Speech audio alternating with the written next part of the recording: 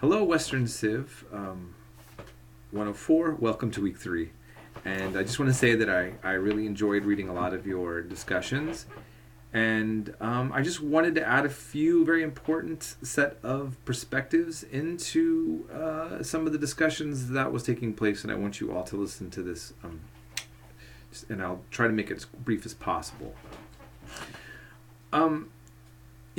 We were looking at a discussion on ancient warfare, which ends up being very negative, and we're looking at the way that ancient Israel acted, or at least the language, the stories were celebrating being violent to even children and women.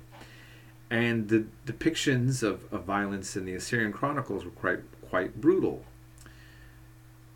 Now, most of us in Western civilization, and this what this class is talking about is Western civilization, is that we're named after people, these characters in these stories that did these really violent things. And many of my Assyrian friends, and many of you that are my students, are named after and celebrate the icons of ancient Assyrian civilization that are a byproduct of what we saw in those stories. Something that I think that everybody needs to think about is how all cultures do this. And this is what I mean. Think about the popularity of being a Viking. That there's even schools for minors called like the Vikings, right? Or we have the football team. Vikings were, and we will cover the history of Vikings quite well in this class too, by the way, which I look forward to. And I'm of Scandinavian origin and part of my family. And I have a deep interest in Norse mythology, Nordic Norse culture, and the Viking culture. But at the same time, if we're going to be fair and realistic, what we realize is that there's several things going on when it comes to looking at the past from a more modern perspective. Those of us that have a particular ethnicity or religion, we celebrate the past in a way that is kind of sanitized and is meant to reflect something positive or glorious for us now. But sometimes we also are neglecting the darker side of all of these histories and what they're really known for. I don't think there should be shame or a problem in celebrating our ethnicity, our culture, or even some of the old stories that we come from. But I do think that we should pause and actually sometimes reflect upon like what is it that we're celebrating from the past, right? And this is always going to be the inner conflict, this is the conflict between what people consider to be conservative or liberal perspectives from any given type of culture in any context, okay? And, what do we do with this history and how do we use it to imagine or identify ourselves now? I'm not here to settle this with you all. I just want you to realize that we walked into that. We got in that discussion. It was just basically we were trying to reflect on ancient warfare and what's going on there. But the reality is that we also walked into something very complicated in regarding our own identities. But again, I want to just kind of put some things in a broader context. And we're going to study a lot more of this book, Beowulf. This is the oldest literature that we have in the English language. But of course, it was in the Old English, which you can't understand now. It has to be translated. We'll cover that more later. But just to remind you that the poem Beowulf was composed between the middle of the 7th and the end of the 10th century in the first millennium. And it was put together by some Christian monks. But it's kind of telling a story that may have happened before Christianity, mixing Christian elements in it. That's not all that important, though. I want you to read, I'm going to read a section of this and think about the topic we just had on warfare. There mentions a person here named Scyld Sheafson. So I'll read this paragraph of the poem and then I'll just quickly go over. It says, there was Scyld Sheafson, scourge of many tribes. Think about it. Scourge of many tribes. A wrecker of mead benches, rampaging among foes. This terror of the hall troops had come far. A foundling to start with, he would flourish later on as his powers waxed and his worth was proved. In the end, each clan on the outlying coasts beyond the whale road, meaning the ocean, had to yield to him and begin to pay tribute. That was a good king. Think about this. The definition, what's a good king?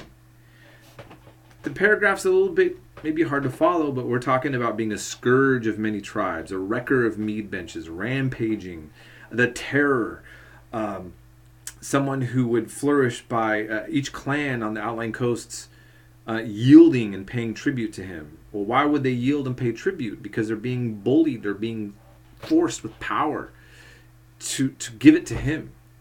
And that's a good king.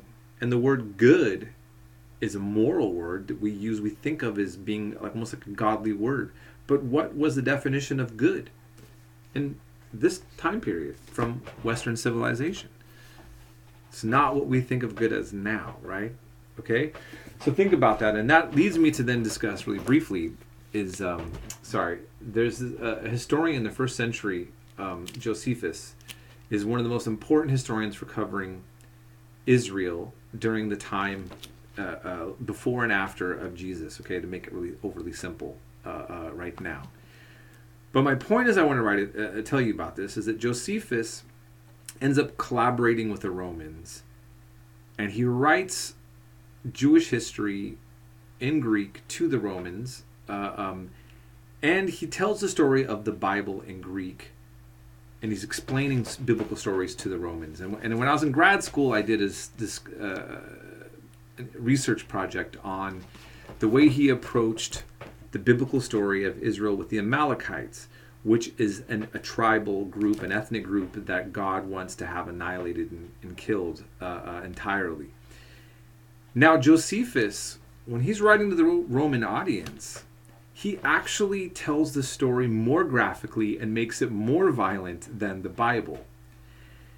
It seems that, when he's writing to a Roman audience and looking at that time period, that you want to make your people seem like you're pretty hardcore.